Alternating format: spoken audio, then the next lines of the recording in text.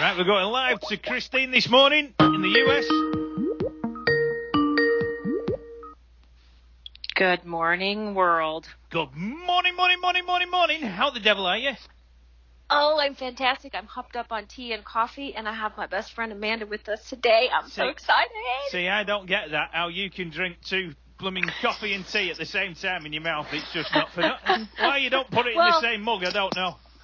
No, I don't put it in the same mug. I have a mug of tea, and then I have a glass of cold brew coffee with cream in it. Now, Amanda, I hope you're not going to take up on this and start doing the same thing, because you do realise that she gets up in the middle of the night at 2 o'clock, gets dressed, has a shower, does her hair and makeup, looks like Dolly Parton before she comes on the show. No, I am not drinking coffee and tea. I'm ice water. Thank God for that. What? Oh, Dave, Amanda, Dave. Morning. Morning. How are you? I'm good. How are you? I'm outstanding. At least you're in your onesie and you're looking normal. Not like her, because she's just another woman off another planet. Saunders is just not for real. Oh, gosh. Well, just so you know, I'm in my pajamas. I'm in my flannel pajamas. Are you? Sitting in bed. I did not shower this morning. I'm sorry to disappoint. Hold on, I've got people knocking at the door here wanting to know what pajamas you've got on. Well... You've not showered? Hold on, we're going into a bit in depth here, aren't we? Flipping it. This is getting a bit, you know. Have you not had your soap on your rope this morning? What's that, Dave? Have you not used your soap on a rope? You know, after you and I had the discussion about the soap on a rope a couple of months ago, I was feeling a little unsafe with that, so I chucked it in the trash. Seriously, get that for Christmas for someone, and they'll love it forever. It's not just for Christmas, it's for life. Here's the awesome thing. Since last week when Katie was on, I now have your address. I know what I'm getting you for Christmas. Oh. Do you have to build a kennel for it, or can I keep it outside, or does it come in the house? It comes in the house. Does it? That'll do. Yeah. That'll do. Is it a butler? Oh, I wish I could get you a butler. If you're getting a butler, I'm getting one first. I think they're great, mate. You don't do anything. You just sit there. Door goes, bing bong. You know, come in. They let burglars in and everything. They're great. You don't get your windows broke then, do you? Right. You just let everybody in your life, in your world. Exactly. Just come in, bore them to death. They don't nick anything. They'll just walk out the door and go, God, I can't stay in there any longer. Flip it out. Let's find somewhere else to go. The idea. Oh my gosh. So we have Amanda King here today with us. So I'm going to tell you a little bit about how her and I are connected. We actually work together at a local government agency here, and we got to know each other probably a couple of years ago when we started working together, but we really connected probably like a year ago, and we were doing some interviews to hire some people, and I don't know how y'all feel about interviews, but I know for some of us, it's kind of grueling when you are sitting in a room all day long, hour after hour, people coming in, asking the same questions. So it gets a little redundant. And you get a little, let's say, slap happy sometimes. So we were joking around. And, like, I was looking at her, and I kind of didn't really know her, but I knew her. And we were just laughing so hard. I don't know if you remember this, Amanda, but we were laughing so hard. And you had told me... you had told me that you said a joke or told a joke, and you're like, oh, she laughed at that. I think we're cool. Exactly. That's exactly what happened. It was one of those jokes where I was like, I don't know this person. I don't know if that's okay, but that's who I am. And you laughed, and I was like, oh, she's fine. She's cool. Yeah, so we got connected that way, and ever since then we have been on this amazing path to, you know, just amazing friendship and amazing conversation. So I wanted to bring you on and to share your story and talk about your journey of self-discovery. So we'll get into that a little bit later, but why don't you tell us a little bit about yourself, and we'll go from there. All right. Well, thank you. Good morning, world. It's a pleasure to be here. My name is Amanda King. I am in Colorado like Christine is. I work for local government like she said. I'm a mother of a beautiful little 5-year-old, and I just currently really love life and love what I do. I work with people every day to help them kind of navigate through our local government and help get them to assistance. So for people who need help with food or housing, Medicaid, things like that, so medical assistance, various things, we just help them get to them. I get to talk to people every single day and help them navigate through it because it can be really rough. So I really enjoy that because I have a huge passion for connecting and helping with people. That's pretty much it in a gist. That's what I do and who I am. That's amazing. And so how long have you been doing that work, and what took you to that work? Do you know? Yeah, so I've been doing that work for about 3.5 years. I went to college for that, and it was always my goal to end up in a field that helped people because I've always been very passionate about it. Originally, I wanted to help children, like child protective services, but I realized that that's not really who I am or what I could do because I don't have the resilience to remain professional in certain settings. So I went with something where I could still help people, but also not have to break my heart every single day and see some of the things that those people do have to see, which is more power to them. It wasn't my path to take at that time. Yeah, awesome, amazing. So, like I said, we're going to jump into your journey, your personal journey. So let's take a quick break and play Culture Club. Oh my gosh, let me just slaughter that this morning. Culture Club, Different Man, and we'll come back and we'll get rolling. Have you got Monday's teeth in? Have you got Monday's teeth in? Is that what it is? Have I got what? Monday's teeth in. Oh, yeah. I got my teeth in. She got the different gnashes in. I could be bending over double by the time of the end of this week. Can't go wrong with Cultural Club. I was just thinking, when I was talking to Lorraine earlier on, and she said everything's all mindset, it's all in your head. I'm just thinking, I'm just sat here in my leotard here, thinking, I don't need to go to a fitness class. If I think about doing gymnastics and tumbles and triple salcos and God knows what else, I'll be as fit as a fiddle by the end of the week. I'll be able to bend myself in half. There you go. It's all about the vision, right? Exactly. Absolutely. Don't have to join a gym or anything, do you? Just buy the gear, get the gear, get a leotard, get the... Well, I've got, pop socks. Remember Fame? Remember Fame? Right. Yes. Remember the socks and the headband? I've got that on. But, if you look the part, just close your eyes and get into the moment and just think, I'm going to look fantastic. This time next week, I'm going to look immense. Right? It is about mindset. It is about visualization, and it works. Dave, you've got it going on. When you do that, I got to see a picture. I want the headband and sock picture. I'm just hoping to God nobody comes to the door, because if I've got to answer the door looking like this, they'll think I'm one of Santa's helpers gone wrong. They'll be like, oh my God, he's the coolest dude ever. Well, it could be a big thing. It could take off in France. I don't think they know what a leotard is in France. Trend it. Yeah, they wear boiler suits, all the old boys around here. They don't wear anything else. They wear what? Boiler suits, like dungarees, overalls. That's what I'm sure they wear them in bed as well. Even some of the women, you can't tell. The farmers' wives, you can't tell if they're blokes or women. Some of them in that bunch. I think they actually carry some of the dairy cows into the shed to be milked if they can't be bothered. The cows. Allez, mon chéri, allez. Oh my gosh! Enough about overalls. Okay, so Amanda, welcome back to the all-day special here on XNet Radio with Dave and I. So let's just dive in a little bit to this journey of self-discovery.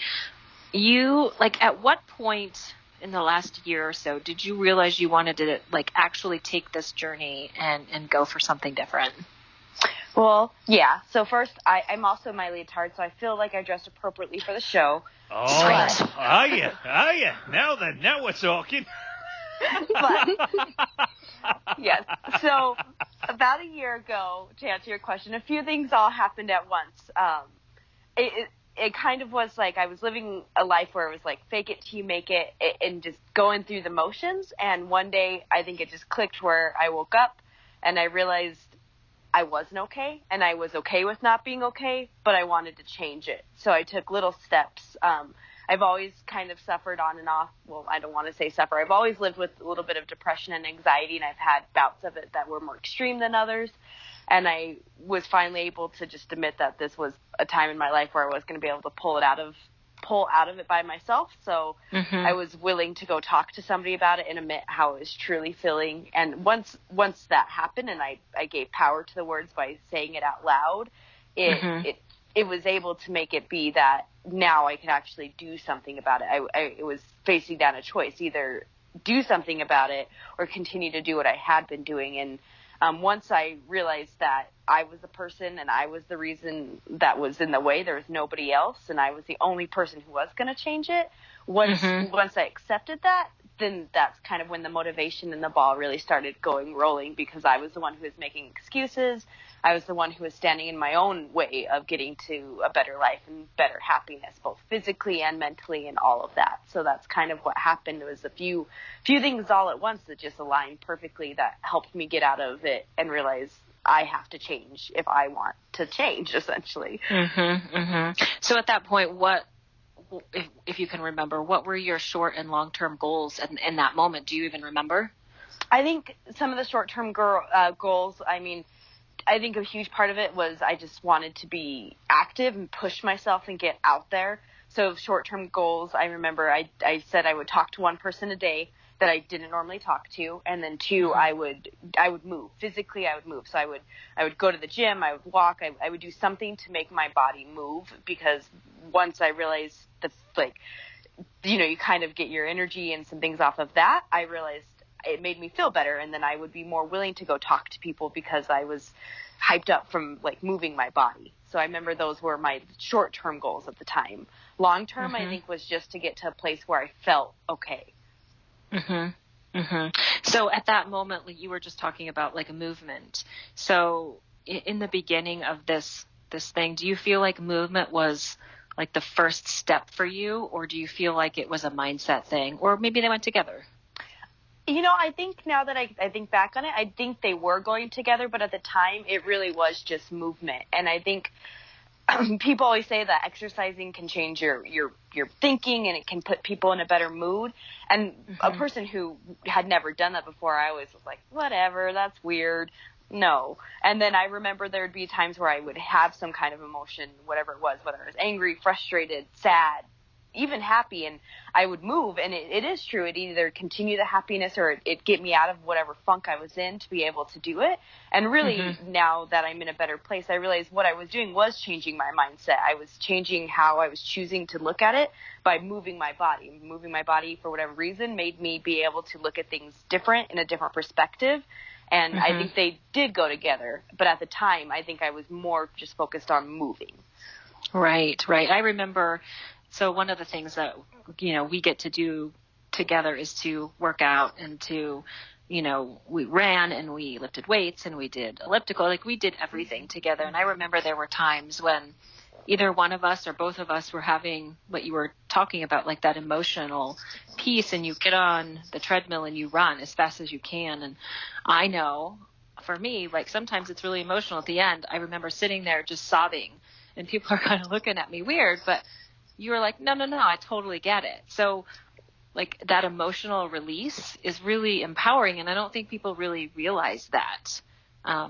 So is that sort of how you look at it too? I'm going to change my physiology by going in. If I'm having a crappy day, or I have a bad call, or I have a bad interaction, I'm just going to go and move. Absolutely. I use it today I feel like a very healthy tool that if I'm having a bad day, and I think there's been many times where I've just texted or reached out to as one of my best friends, where I'm like, I have to do something, and we'll meet at the gym, or I just go. But exactly like what you're saying, it's a release, and I depend on it now, and you get it out physically, you run that emotion out, or you're able to free it from yourself, and I love it. It's a healthier way than previous ways I was using to adapt, where maybe I used to go eat, or I would just not deal with that emotion. Instead, now there's an outlet for it. Yeah, that's awesome. So at that moment, what was your purpose for this shift, or your why, in air quotes, since you can't see me? So yeah, I love that question, and I think my why ultimately was, I was at a place where I didn't want to be, and so I wanted to change it, but not just change it in a temporary way, where I feel like I call them false starts, where there's been many times in my life where I was motivated, or I was going to do it and I was going to change my life. And I realized in all those false starts, as I say, because they lasted for like a month, and then you go back into what you always done. You fall back into your old patterns slowly, and you don't even realize you're doing it. I never did it for myself. It was always for the benefit of other people. Somebody's saying like, you should do this because it'd be good, or this. And it was always like the motive was always kind of based off somebody else instead of me. And so this time was different because I was the motivator for it. I wanted to be the best person I could be so I could be the best mom I could be for my son. And I think that was the ultimate driver was I want to be the best version of me because I'm going to be his role model. And if I'm not being the best version of myself, he doesn't have the best version to look up to. So I had to do it for me to be the best person I could be because there's somebody else who looks up to that person. That's so fantastic. I love that so much. So when we come back from our break, I want to dive into what's happened since that day. So when we come back after U2 and Mary J. Blige, we're going to hit that one. I dig that song. Oh, I was doing my steps to that in my leotard. Well, I just went and rummaged through my drawers for my leg warmers. So we are all on point right now. You've got leg warmers on with pajamas. I have my leg warmers on with my pajamas. Yes. Yeah. It's a sight. Whatever rocks your boat, that's what I say. Oh, not a fun sight, that's for certain. I hope all your work colleagues now are taking note of what's being said this morning, and then when you turn up later on, oh my God, you had leg warmers on? Holy mackerel. No, I think they're used to us. I think they'd be okay with it. Everyone will turn up so in the office wearing them this morning. They'll all go, all right, we're all starting. In honour of you, we're all wearing these today. It'll look like a scene out of Fame. Everyone will start coming out at lunchtime, dancing on the roof of your car. Oh my gosh, that would be fantastic. A scene out of Flashdance would be fantastic. So here's the other thing that's so funny about Amanda and I, Dave, is like, I don't think a day goes by, and I don't know if y'all do, I'm sure y'all do this over there, but you know, when you're talking and something just pops through your head and it's like, oh, that's what she said. There's not a day that goes by that we don't say that to each other multiple times. That's what she said. Does that make sense? Is that dumb? No, it makes sense, but it's obviously a girly thing. It is a girly thing. Yeah, it's not what two blokes would say together. We're all, you're walking on a golf course and you go, that's what you said, isn't it? Yeah. Yeah, rat. Anyway. It's kind of like I'm sure you your said, mama jokes. Yeah, well, on a golf course, you'd be like, I'm sure you said 4 before the ball hit me in the face. No, I didn't, honest. It wasn't me. It wasn't me.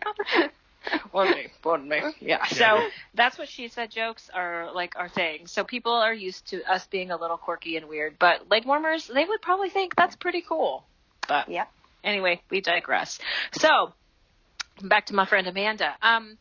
So you are a self-proclaimed book nerd, and I say that with the most loving term of endearment.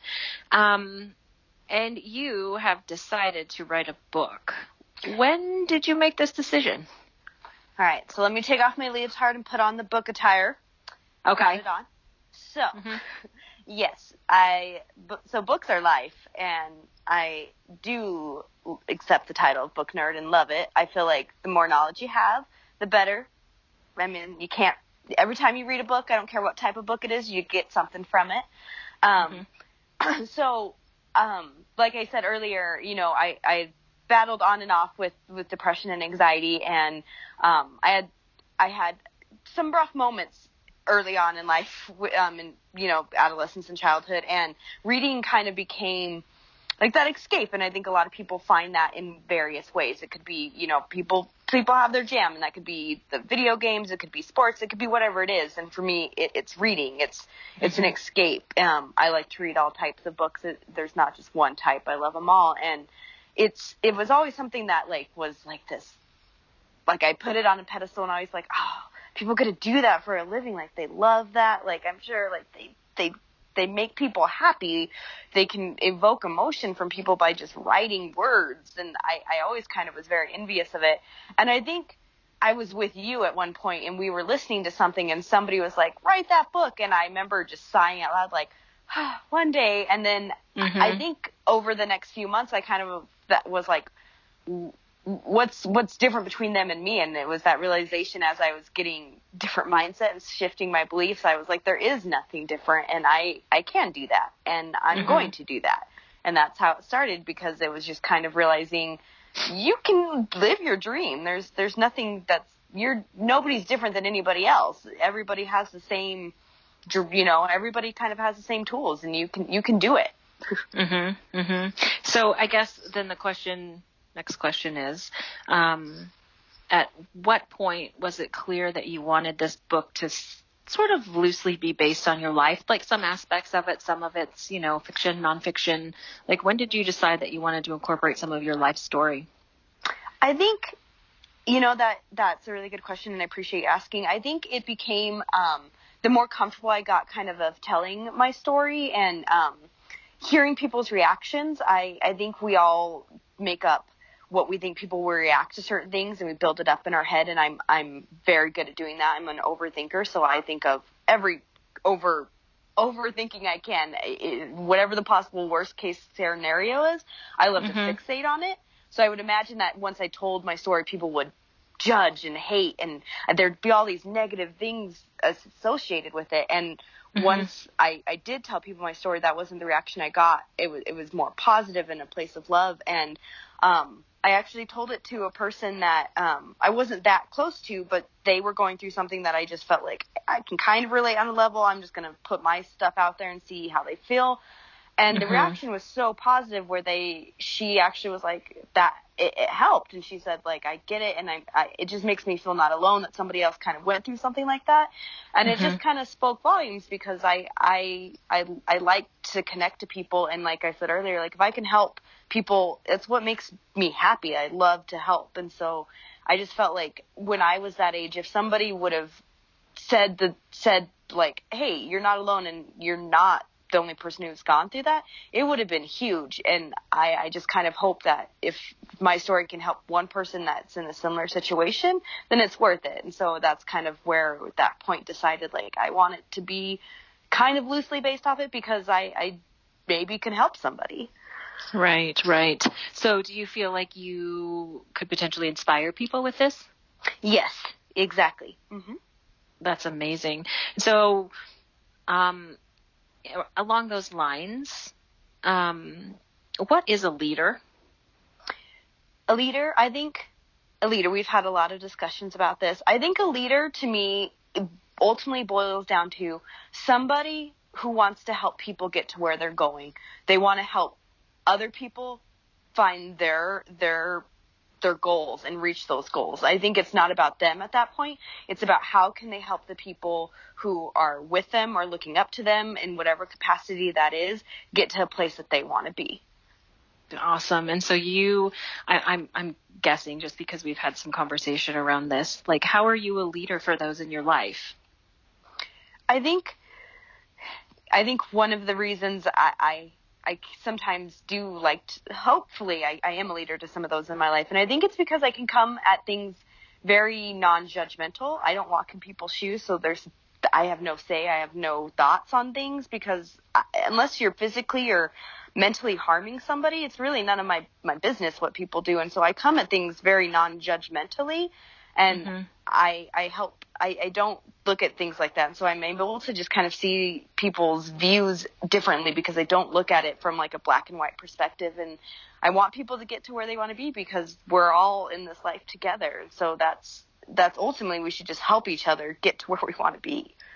Right. Oh, that's amazing. So we're going to take another really quick break, and then we'll keep rolling. So we're going to go out to Kathy Dennis, Touch Me, and we'll be right back. Dave, I was dancing. Me too. I mean, we got to dance in those cars. Like, we had to practice. Those moves, dancing, fantastic.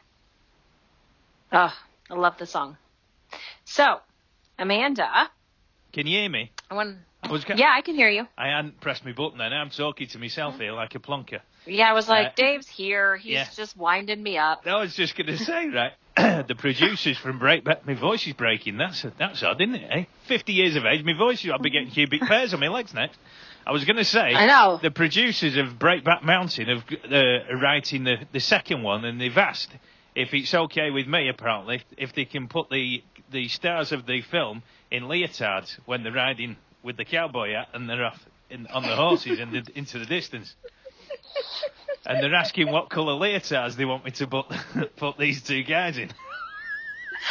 Pink and yellow.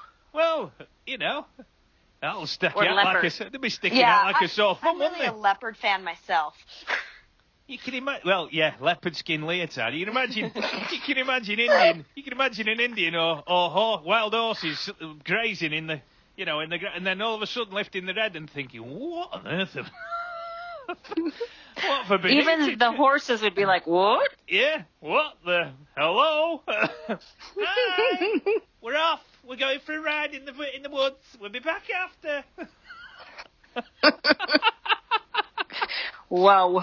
Stop firing those arrows at me. Right.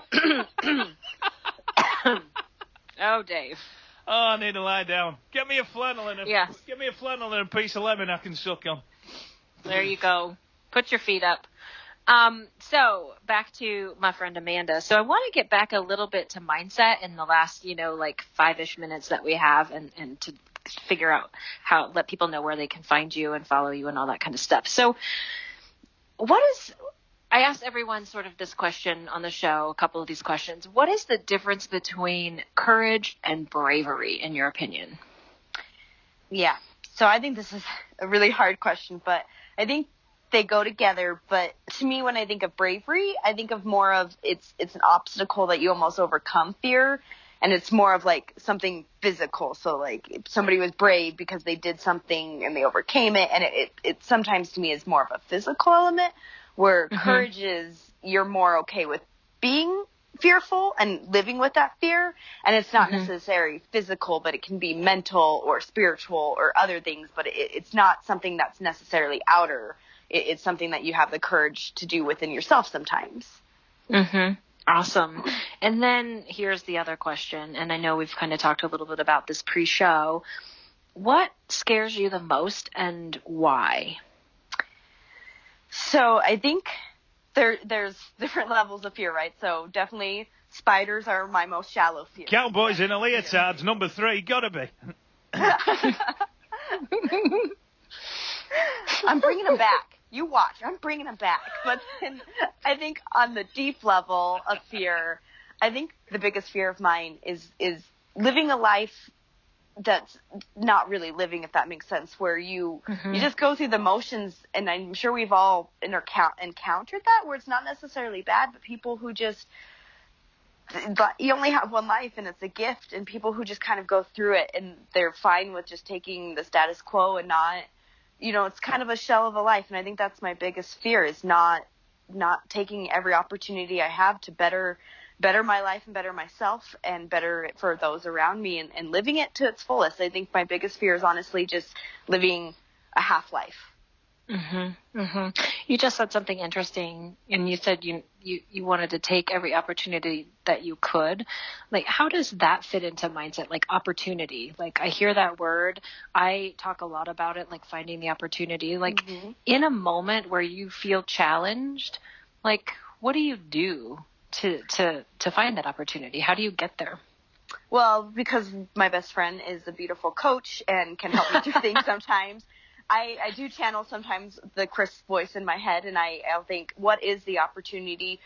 But honestly, sometimes I just break it down to, if I can overcome this, how does that look, and what does that look like? And that's the opportunity, honestly, is there's always, or not always, but there's times where we're faced with things where we just feel like, how am I ever going to do this? And once you do it, there's that feeling of like, that wasn't nothing. I had that and I got that. And I feel like that's an opportunity in of itself, is we can challenge ourselves to find a way to either, do this task, overcome it, whatever that particular thing is, ultimately there is something that is going to be gained from it, even if that's just the fact that you prove to those or yourself that you did it, or you were able to come through for something.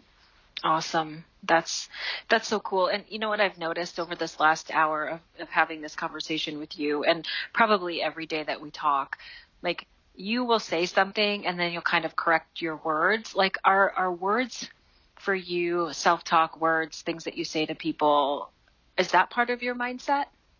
Absolutely. I think words, and this is part of the book nerd lifestyle, I think written word as well as spoken words are very powerful. I think it's one of the most powerful tools we have.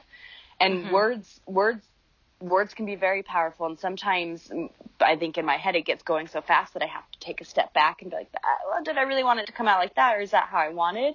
And wording to me can be very powerful because people can pick up on certain things, and different wording can mean different things when that's, just a slight little correction can change the whole meaning. I think what sometimes people tend to do is they'll say something, and rather than, go, oh, I didn't really mean it like that, this is what I meant, they just let it go. And I totally appreciate that about you. You're like, oh, that's not really what I'm, that's not the intention or the meaning I had behind that.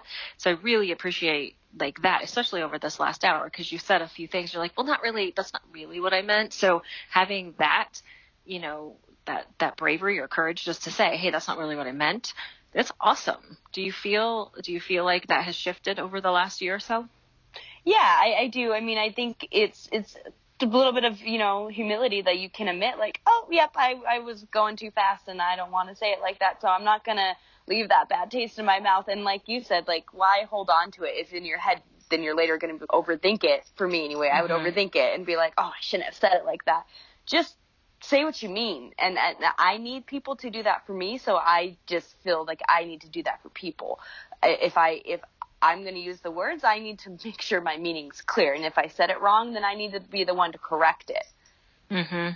And, I learned something from you over the last year. And the most amazing part about you that I don't want to lose before we go is in every conversation I think that we have, we talk about authenticity. And you say, I think probably on a daily basis, be you and do you. Just be you.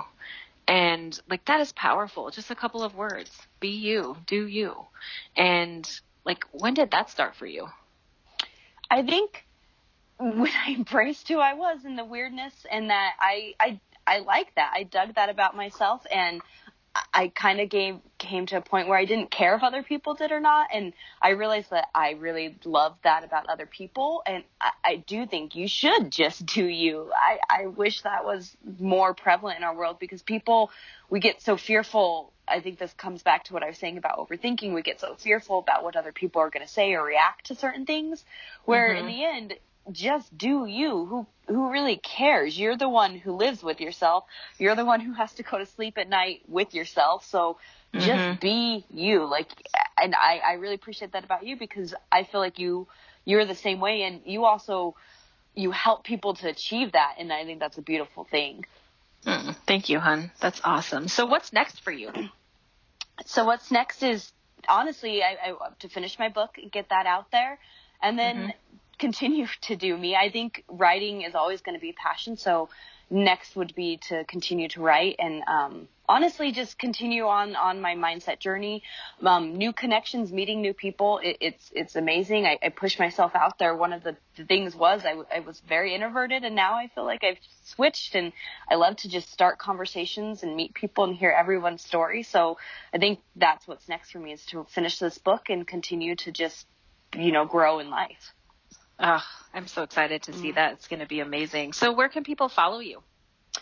So of course I'm on Facebook. You could, Amanda King. I'm sure there's a zillion of us, so you probably would want to put Colorado in there. I'm on Instagram at KingManda _9. I would love to connect with anybody who's wanting to get to know me, or I want to get to know them. That's awesome. That's so cool. I'm so excited that you were here with me today. Dave, any last parting words about fashion or 80s socks and headbands and leotards? No, I was just going to say, if she gets any cowboys with leotards on that emails her, let us know. I will. I absolutely will. I mean, I'm hoping that's going to happen. So. Well, imagine if it did. It could be the amount of ranches that are around Colorado today that all of a sudden everyone gets up out of that place and starts going out on the horses with the boots on and a leotard and a cap on. Well, not a cap, a hat. You know, a cowboy hat. But that'd look a cowboy hat. Yeah, it'd look lovely, wouldn't it? Well, do you? Do you? See, that's what she's all about. Here's one thing that's interesting though. When people connect with myself and some of the people that I've had on the show, they will do a friend request and they want to follow them and those sorts of things. And sometimes it's like, well, who are you and what are you all about? And I think for myself and probably everyone that I've had on here, we love connecting with people. And so we probably will, send a message or a direct message saying, hey, where did you hear from us? How did you find me? And I hope people don't get offended by that, but I think it's something that we are all in the business of connecting others. So if people do connect with us, tell us that you heard it on XSET Radio, because I'm sure Dave wants to know that too. Yeah, and any cowboys out there with leotards on that are listening to the show, get in touch. Yes, get in touch with Amanda King. Just make sure that you've got well-cushioned saddles when you get out on that horse this morning, when you're going out, rounding up the cows. Don't, whatever you do, go out bareback, because it don't bear thinking about, does it? That would not be comfy. On that note, should we go to music? Yes, let's go out with Rick Astley, Chance to Dance. Brilliant. Booyah. Thanks a lot for being on the show today, Amanda. You're a star, and well done for coming on today. Thank you, guys. It was a pleasure. See you next week. All right. Adios. Thanks, Amanda. See you next week.